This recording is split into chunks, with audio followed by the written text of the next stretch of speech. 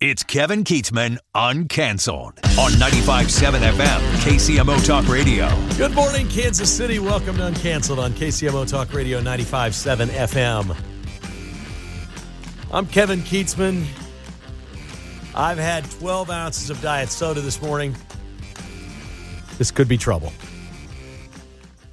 Fully caffeinated, ready to go. Let's do this thing. We have a fine show lined up for you today, including Chuck Schumer, who continues to just not understand social media in any way, shape, or form. It's not as bad as when he put the raw hamburgers on the grill that was not turned on and had cheese on them, but it's not very good.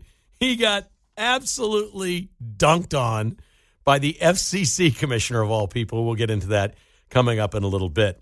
Later, we'll talk about the Royals survey that's going out to their season ticket holders and fans. I think I know. I think Pete mentioned this earlier, actually. I think we pretty much agree there's a little nuance to it, but we think we know exactly what this means, that the Royals are doing this. As annoying as it is that they've sent it out, we think we know what's going on. And is Michael Jordan playing for the Kansas Jayhawks this year? Oh, we're going there with Mark Van Sickle later in the show. Holy smokes. Do they have a basketball player you want to buy a ticket for and go see play in person, because he's going to be gone. He will be gone. He'll play at Allen Fieldhouse in March, and that'll be it. He'll never be anywhere near here. You'll have to go to Oklahoma City to see him. But we start with it's election day, and it's not the biggest election day of our lives. It's really, in many ways, something that even listeners of this radio station or my podcast or whatever, and I mentioned this there too, will slough off and say, you know what, I don't even know what's on the ballot. There's nothing there. It doesn't matter. Maybe my ward of city council has somebody running. Maybe it doesn't. Oh, there's a couple of, school board seats available or water district commissioners or things like that. And you may not be motivated to vote today. You absolutely have the right to complain the rest of your life about things going on in your community, whether you vote or not. That's called free speech. But it would mean a lot more if you took the time to go to your county's website today. Wherever you live, your county has a GOP website of some sort, and it will have a cheat sheet for you. If you have an iPhone, you can call it up on your phone, walk right in there and vote with it. Most of these things that we're voting on today do not say Republican or Democrat, which I believe should be enacted into law in both Kansas and Missouri. I will scream from the mountaintop. Anybody at any state level listening, let's get this passed in Topeka and Jeff City. Every single person that runs for an office must declare a political party or independent.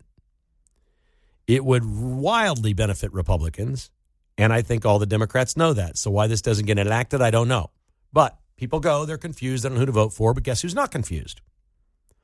All these liberal white women are going to the polls today, folks. They're turning out. You want to pick one demographic in Kansas City that is dead sure to go vote for school board members, council members, mayors. It's going to be the liberal white women. They are organized. They are together. They know exactly who to vote for, and they are taking over all of your local municipalities. The only way to fight this is to go vote. You can look it up on your GOP website at your county. That's it. I always say this about voting. The number one reason we are all here in the United States of America is people in England got sick and tired of a monarchy, a king, a royal family. They'd had enough. It's over. We want to be able to vote our own representatives in to represent our interests in the country we live in. People have died for this. People tried to come over for this and died on the way. The least we can do is show up and vote for a city council member. I'm voting after lunch with my mom today. So there you have it. That's going to be a good one. Okay, on to this filibuster story and Donald Trump. It's going to pick up momentum, and I'll tell you why. Trump is a force of nature. The Republican Party is largely, not completely, but largely following him in lockstep, and that is a good thing. A political party needs a sound leader, somebody that is tough, strong, admired, a person that many Americans that don't like him actually like him for the job he's doing because he's tough.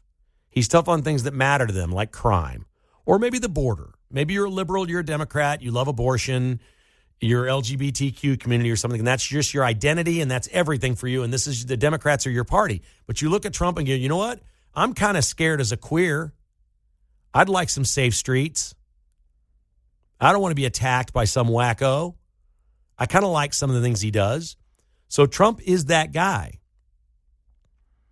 And I said on yesterday's show, there's a little bit in me, I like to question everything. But I'm finding the farther and farther I go with Trump, the less I question what he's doing. And I don't like the idea of dumping the filibuster, but only because I'm afraid of the Democrats. Trump is saying, let's be Andy Reid, Patrick Mahomes. There's 13 seconds left. Let's go score. Let's go dunk on these people. Let's get rid of it now and for the next 3 years, pass everything we can possibly pass. Because guess what? When they get power, and they will, it's gone anyway. They're going to get rid of it, so let's do it first. Here's the post he put on, and I'm just going to read this to you so you can decide for yourself if this makes sense to you. He posts, the Democrats are far more likely to win the midterms and the next presidential election if we don't do the termination of the filibuster.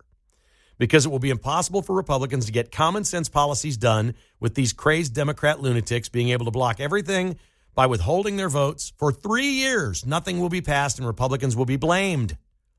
Elections, including the midterms, will be rightfully brutal. If we do terminate the filibuster, we will get everything approved, like no Congress in history. We will have fair, free, and safe elections. We will have no men in women's sports or transgender for everybody. We'll have strong borders, major tax and energy cuts, and we'll secure our Second Amendment, which the Democrats will also terminate immediately.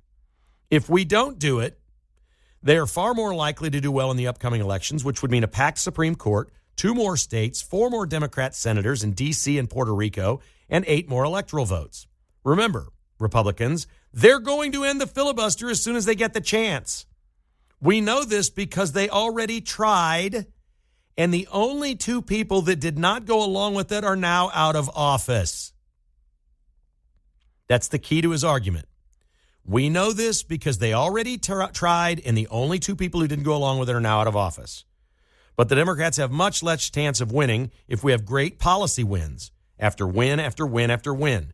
In fact, they will lose big and for a very long time. Terminate the filibuster now, end the ridiculous shutdown immediately, and then most importantly, pass every wonderful Republican policy that we've ever dreamt of for years but have never gotten.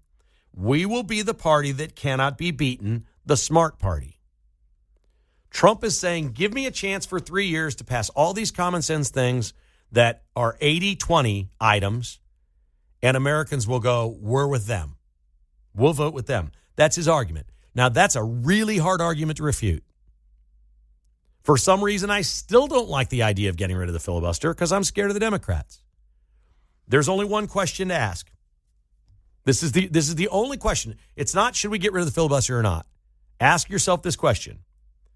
Do you think the next time the Democrats are in control, they will get rid of it? I think they will. If you think they will, then we should end it right now. He's right. That's the only question you have to answer. Do you think that somebody's going to be hanging around common sense in the Democrat Party going, no, that's not the right thing to do. Let's not do that. Or do you think they're moving farther and farther and crazier left and younger generations coming along, even though Nancy Pelosi's about as unhinged as ever? She's got commentary out there this week in an interview. She said Trump is just a vile creature. He's the worst thing on the face of the earth. The reporter said, worst thing on earth? Yeah, I think that, Pelosi said. Because he's the president of the United States, he does not honor the Constitution. He's turned the Supreme Court into a rogue court. He's abolished the House of Representatives, and he's chilled the press. That's the one that's really got him. He's mellowing out the media.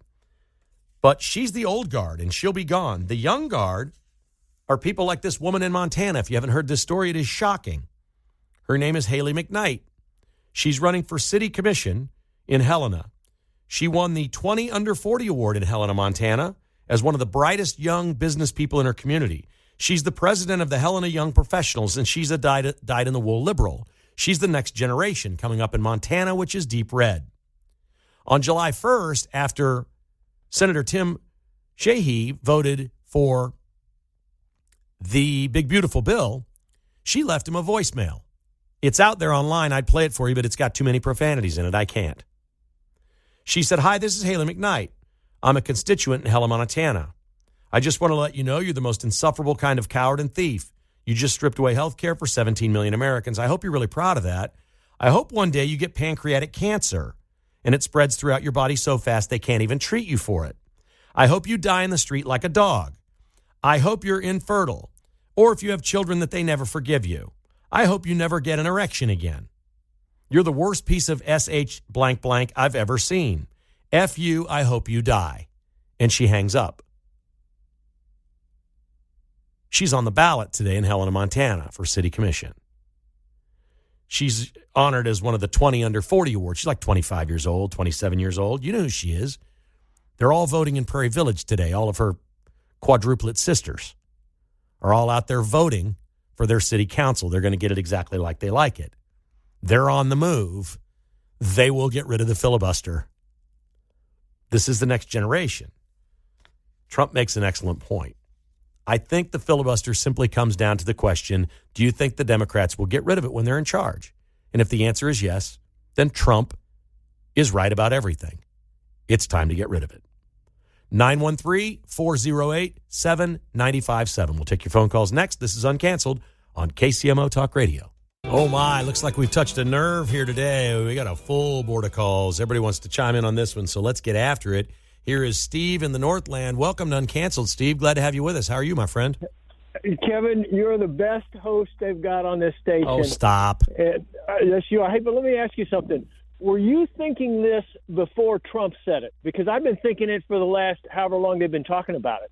You know, these people play dirty. They steal votes. They have dead voters. They have, they bring illegals in the country to vote.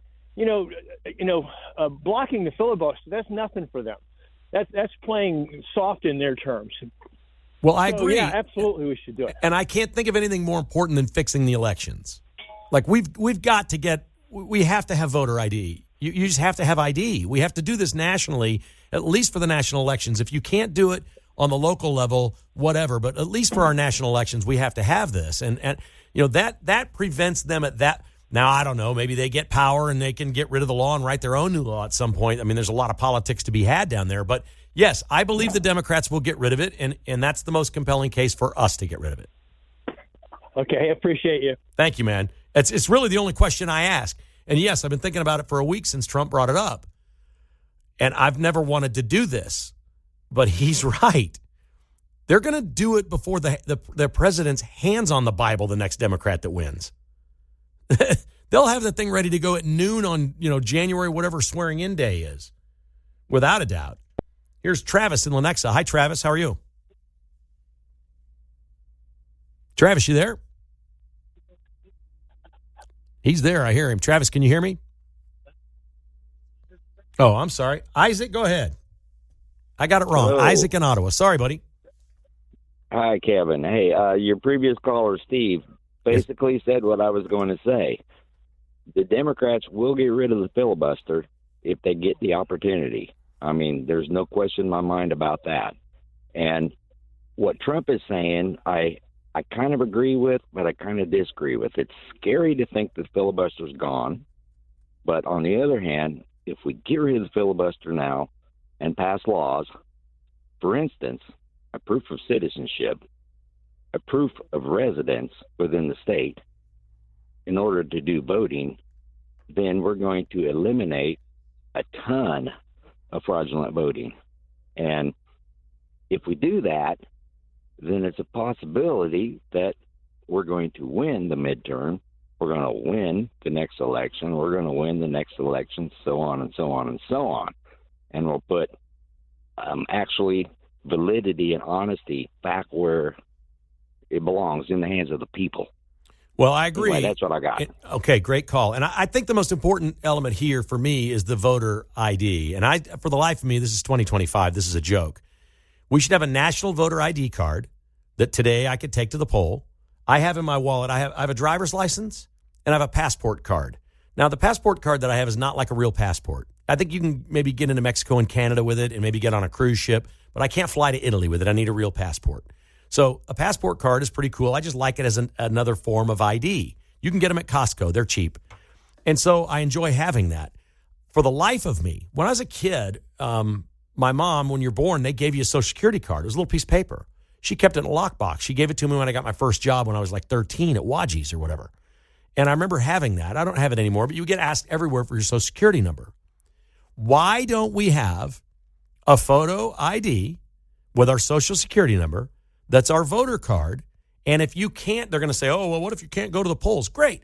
We'll let you vote at home with facial recognition. Your iPhone does it.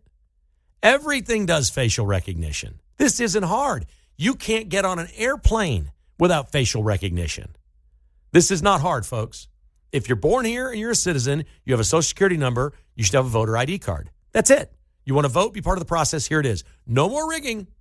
That's it. There's nothing else you can do. No more rigging. No more rigging. And the vote by mail's got to go. You can vote from home. We'll have a website. We'll allow you to vote from home with facial recognition. You turn your computer on. They scan your face. You can put your votes in. Great. Knock yourself out. I mean, that sort of makes sense to me. I don't know if it makes sense to you or not. Travis is on Uncanceled. Hi, Travis. Good morning. Yeah. Hey, good morning, Kevin. I want to take your opening comments about local elections and people voting. If you are in Johnson County and you are a quote-unquote Republican and you are not voting today, as far as I'm concerned, you're just voting right alongside those liberal, lunatic locals, okay? And you mentioned a few voter guides. I've got another one that feel free, everyone, to go to it. It's takebackjoco.com. So it's takebackjoco.com. It'll have every one of your Johnson County elections with recommendations that come from people, the grassroots individuals that are in the fight. That's awesome stuff, man. Thank you, Travis. I appreciate it. I'm 100% with you. All right, we got John in Lewisburg. Hi, John. What's up today? Hey, Kevin. My concern isn't about the filibuster being ended, about the Democrats. It's what the Republicans won't do when they end that filibuster. I don't think the leadership is there to ram things through. That's my biggest concern. Well, you only need 50 votes because JD can break them all. But if the Republicans, you can't even keep these Republicans together. I don't see a Republican Congress doing anything. All right, so what do we have? Thomas Massey and a couple guys in the House that are against opening the government, and that's about it? They're pretty together on this one. Yeah, but ending the filibuster, my concern is the Republicans won't do anything with the filibuster gone. All right, well, I appreciate that. I understand the concern. I don't share that concern. I think they'd all be on board with secure elections. I think that would be very easy for the Republicans to pass. When we come back, Chuck Schumer is bad at social media. Welcome back to Uncanceled on KCMO Talk Radio. The Vince Show is coming your way in about 30 minutes. He posts a lot of his segments on X and other social media platforms when they're over. He's got a nice setup, a nice studio. And I noticed yesterday for the first time, the show sounds better. Remember, it was a little echoey. It was more of a TV show to begin with, or a podcast with kind of an echoey TV studio kind of sound to it. It sounded great yesterday, so I'm sure you are enjoying that. The Vince Show. He had some great stuff with John Brennan yesterday. That tape of Brennan going after that other intelligence officer and poking him in the chest. You know Brennan is hot under the collar over that. But a lot of people are hot under the collar. One of my favorites is Chuck Schumer, who is disgusted by the 60 Minutes interview that Donald Trump did on Sunday with Norah O'Donnell of CBS News. And he went to social media proving once again he's a complete buffoon at this, or his people are, and said, I think I'll file a complaint for selective editing of the Trump interview using the same language as Trump did versus Kamala Harris. Well, first of all, he's bringing up a positive for Trump. Trump was selectively edited, or Kamala Harris was, to benefit her. Trump won a lawsuit, not in court, but it was settled. $19 million, I think he got from CBS News for them scamming him on 60 Minutes. So first of all, Schumer's bringing up a Trump victory and saying, I think I'll do this. Because of what? What's your claim in the interview that CBS did wrong? Immediately, the chairman of the FCC, Brendan Carr, fires back on social media and says, Senator Schumer, due to the Schumer shutdown, even your frivolous filing could not be processed by the FCC at this time. He's threatening to file with the FCC, and the FCC is closed. What an idiot. Do these people not even think? He got that wrong twice. He's basically patting Trump on the back by posting it that Trump won a lawsuit, saying, I'm going to do the same thing now. Well, no, you're not. You can't even file the claim with the FCC yet because the FCC is closed because of your shutdown. These people are unbelievable, man. I mean, unbelievable. Former Vice President Dick Cheney has passed at the age of 84. He was, of course, vice president on 9/11, the Iraq War, the Afghan War. He loved America. He was a great patriot. He was a smart man. And he was mired in a bunch of things that the deep state in Washington has been mired in for a long, long, long time, at least since the Vietnam War, probably since before then. But they call them neocons. I don't want to get into all the definitions of what a neocon is or whatever, but maybe that's what Dick Cheney was. I think we should remember him fondly. He was loyal to his party. And for me, he's a reminder of what we were forced to vote for. We were forced to and convinced by them that it was the right thing to do to vote for a war party. The party of war now is clearly the Democrats. In my lifetime, I think Dick Cheney is the second most hated Republican by Democrats I can ever remember. They hated him only second to Donald Trump. They didn't hate him. They hated him more than W. They hated him more than Reagan. They hated Dick Cheney. They thought he was getting rich off the war. He had the Halliburton stock and all those things. They hated him. He died one of them. They moved. The Democrats moved their party to become the party of war. And I promise over the next 24 to 48 hours, you will see Democrats giving tribute to Dick Cheney like they did John McCain when John McCain died. He was one of the last great Republicans. I can almost write these things for them because now they're the party of war. They want to fight conflicts all over the globe. They like being involved in these things. It's really weird, man. Politics is a moving target. All I know is Dick Cheney to me is a reminder of people that I was forced to vote for. Did I do it gleefully and happily? Yes, I did. I thought I was doing the right thing. Bush, Cheney, great. What's my option? Al Gore, Mr. Climate Change, not much of an option there. But Donald Trump has shown us that if you merge enough conservatism with enough populism, you get the perfect party. He's anti-war. He's pro-USA. He's all safety, security, closed borders. Use strength to make sure you're not putting boots on the ground anywhere. The last thing Donald Trump ever wants to do is send a soldier in anywhere. You don't want to do it.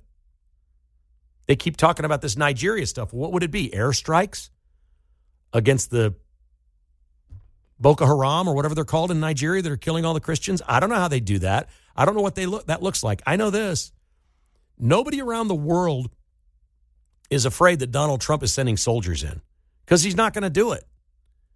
But he will obliterate you from the air and the sky and drones and technology and whatever means necessary. And they know that. And maybe that's the difference. Maybe Cheney was just old school. But boy, they sure like to go fight wars in the desert, man. They sure like to go do that. And yeah, hindsight's 20/20. I'm not going to bash them for being wrong. We pretty much, most Republicans at the time thought, okay, they're doing the right thing. We're getting vengeance for 9/11. We're getting justice here. We all thought that. So I'm not going to badmouth them for being wrong. That's not my issue with Dick Cheney. The issue was we can just solve this by sending troops in. We sort of had that going for 30 or 40 years in America, and we're in a better place now. We're just in a better place. And it took Donald Trump to show us there's a lot of things that we believe in that are right as Republicans, but if we just have a better party and think about what's really morally correct, like not sending our soldiers to war, okay, there are other ways to handle this. How's Trump getting peace globally? You know how he's working toward peace? as a businessman. He's doing business deals with every country on earth. If you have a business arrangement with another country, you're not going to war with them. He's offered it to Iran. He's like, hey, I had to take your nukes out. Sorry about that. Sorry about the nukes. Had to do it. Had to do it. Now, you guys want to come to the table? Let's get a giant economic deal together where you flourish, your people get richer that live there, we flourish. Let's do this. Let's have a partnership. He doesn't care what your religion is. He doesn't care. He wants you to have your borders and your traditions and your history. That's populism. That's what's been missing from the Republican Party. The Dick Cheneys of the world were always wanting to go out there and conquer somebody else's country and turn them into an offshoot of the U.S. I don't care if Iran is ever a democracy. It's not my fight. Let's make peace with them. Let's make business with them. That's what Trump's doing. Let's make business. It's pretty cool. Steven's in KC on KCMO Radio. Hi, Steven. How are you? Hey, Kev. I think you did a great obituary of Cheney there. I completely agree. What I love about Trump is he's sort of like Teddy Roosevelt, is that he'll deal with you until he's forced to use the stick and just pound you into submission. Ask Maduro about that with the USS Iwo Jima staring him right down the face. I would love to end the filibuster, but we would be opening a Pandora's box of restoring Roe v. Wade and expanding the Supreme Court, Puerto Rico statehood. I mean, agreed.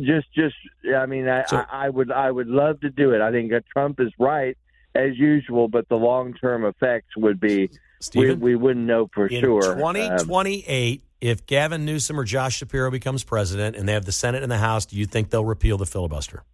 Well, here's no, Stephen, don't be taking up. You're wasting other callers' time. That's a yes or no question. It's a yes or no question. Stephen, yes, he would. But if we play our cards right, listen. Okay, this guy Mamdani is in the center of the financial and media world. I'm sorry, you're veering off on. We've been handed. You will care because we've been handed a new Corvette on Christmas. With this guy. Okay. If he messes this thing up and we put the spotlight on this guy, they can't win. Okay, I'm with you. I hear you. If 1 million people, we were just talking about this during the break, there's a report that 1 million people are going to leave New York if Mamdani wins. I really don't care about this. I guess he does. I don't care. If you're telling me 1 million people are going to leave New York because he wins, I want him to win. Do it. That's 1 million Republicans leaving New York. They'll lose seats everywhere. They're going to go to red states. Population increases. You'll gain seats there. This is the shifting of the population. It occurs to me, and I was wrong about this. 10 years ago, I was thinking about it. I'm like, wow, all these blue states that are going to hell, people are going to leave, and Democrats are going to come rolling into Kansas and Missouri, and we're going to be in trouble. That's not what's happening. What we're finding out is those people don't have the ability to move and relocate in large numbers like Republicans. Republicans are saying, we're not taking this anymore. We're going to consolidate. We're going to move the population shift to the red states. It's pretty cool. I had no idea that was even possible. But if you're telling me 1 million people are leaving New York, that's 90% Republicans. We'll take that. Get them out of there. Let's go. Here's Wes in Gladstone. Hi, Wes. Sorry about taking out your nukes, but let's do business. That's why the swamp hates Trump. Right. Man. I mean, right. That is classic. And as far as the Dick Cheney thing goes, if Trump had never been elected, they'd be calling him Hitler now, and they'd be talking about how horrible of a person Dick Cheney was. That's how intertwined the swamp and the mainstream media is, man. Perfect example of that. And as far as the filibuster, end it and pass the laws we sent you there to pass, period. Excellent call. As always, you're the best, buddy. Great job, Wes and Gladstone, always with something for the show. Here's Mark and Lenexa on KCMO. Hi, Mark. Hey, Kevin, how are you today? Great, buddy. Hey, I get tired of all this Mamdani and all the swamp and all that, but you mentioned something that really made me reminisce. Wadji burgers. Oh, the best. Oh, growing up in that area, there, Mission Bowl, Ventures, Skag. I was just thinking about when you said that, and what a great area. We'd go to Cedar Row Library and try to meet the girls. What a great time growing up there. And Roble was right there, too, in a place called Venture, which was before Walmart. Here's what's weird about Wadgy Burgers in Roland Park. I must have flipped 5,000 of them, and then I ran the cash register, and I had the mop bucket. I worked there quite a while. The Wadgy Burger was famous for something called a British burger. And I asked the owner, Dorothy Failer, how in the world did you name this a British burger? And she goes, well, I don't know. It's just a British burger. I said it has American cheese and Canadian bacon. And it was called a British burger. I was like, what? I didn't even understand. But people loved it. They loved the British burger. Yeah, that was a great place. And that whole area back then, we'd walk over there and walk down to the pool. And it was just a great place to grow up. Good stuff, buddy. Thank you for reminiscing with me. Awesome right, times. I rode my bike there, Mark, until I got what was called a moped. Oh, yeah. A moped is different than the scooters today. The moped was you had to pedal to start it. You couldn't get the gas part. It was gas. Mm-hmm. It wouldn't start. It was like pulling a lawnmower cord. Yeah. You had to start by pedaling this thing. If it ran out of gas, it became a bicycle. Yep. You're aware, huh? There's newer ones coming out. Really? They look like bicycles, but they're also a little bit electric. Well, why not just have an electric bike? Exactly. That's It's a great. mix. It's That's very what we strange. rode through Zion was electric bikes. Okay. This past summer, it was just fantastic. Nice. Those things are great. I need to get a couple for here. They're electric bikes are now that's progress. Elon Musk, thank you for all the EVs because those electric bikes are really, really cool. So let's start with this. You're wrong a lot when you do what I've done in my radio career. I have always tried to be, when I'm going to have a take or some sort of prediction or something like that, I want to be the first. I want you to hear it here first, okay? Okay, he's saying this, and boy, when you want to be the first guy, you can be wrong a lot. Trust me, okay? I've whiffed a bunch of times. But I've been hearing about this Darren Peterson at the University of Kansas, and he had 21 points last night. He scored 18 in the first half and barely played in the second half. And I'm watching him play, then I go back and look at the highlights, and I'm like, whoa, he just glides. It's so easy for him. He was the number one recruit in the country. Bill Self has said it's the best player he's ever had come to Kansas, and he's currently projected as the number one pick in the NBA draft in June. These are all facts. That meant nothing to me. I watched him in a preseason exhibition game, and then he got cramps, and you couldn't really tell. And then he came out last night, and I'm watching that first half, and I'm like, oh, my God, he's got to change his number. He's number 22. He needs to be number 23. To me, he plays and looks just like Michael Jordan. That doesn't mean he's Michael Jordan, but I think he's got a chance to be the player of the year in the Big 12 and maybe the player of the year nationally. What say you, Mark? Yeah, player of the year in the Big 12 might be the national player of the year because there's so many good players. But, yeah, I mean, calling him Michael Jordan, not calling him Michael Jordan, but saying he looks like Michael Jordan. Comparing the comp. When I watch him play, that's who I see. I could see that. I could see that. Doug Gottlieb, who coached against him last night, said he reminded him of Kobe. And he's never said that about another player. What was Kobe's number? I believe he was 8 and 24. 8 and 24. Yeah, that sounds right. I'm telling you, man, that it's the jump shot that got me, and he did a little fadeaway thing. There were a couple of things. A lot of guys can go to the basket and kind of look like Jordan. You know, dunking the ball, they all kind of – it's his shot. It's the way he moves. I couldn't believe it, man. I just can't believe it. He looks just like him. Hitting threes with ease. Ease. Too. It's crazy. I mean, would you say that the proper word is that he glides on the floor? Yeah. And Jordan was like that. Stealing the ball. Jordan never looked like he was running hard, but was always beating the other guy. Yep. He never looked like he moved, quickly off a dribble, but got around his guy. Yeah. It just looked effortless and easy. Some athletes are like that. Yep. Mahomes has some of that. We see guys, they'll try to comp and say, what quarterback do you look like? Well, the guy at Nebraska who's now hurt, Raiola, he clearly has modeled his game after Patrick Mahomes. Now, he's not Patrick Mahomes, but you can see it. Yep. There is no question that's what Darren Peterson's been trying to do. So. In my mind. I'm telling you, this is a player. There are 5 freshmen this year. They're calling this the best freshman class in the history of college basketball. They should all be in the NBA. Let's be real about this. The one-and-done rule is dumb. They all belong in the NBA, but that's great if you have one. 3 of the 5 are in the Big 12. One's at BYU. His name's A.J. DeBanza. And then Koa Pete, is that his name, at Arizona? Yeah. Had 30 points last night. Yeah, crazy. In his first game. as a freshman, and that was against Florida, who was ranked number 3 in the country. It's going to be a crazy college basketball season. I have a correction, from yesterday. Do you know my correction? I can't think of it off the top of my head. Will Smith, 6 straight World Series.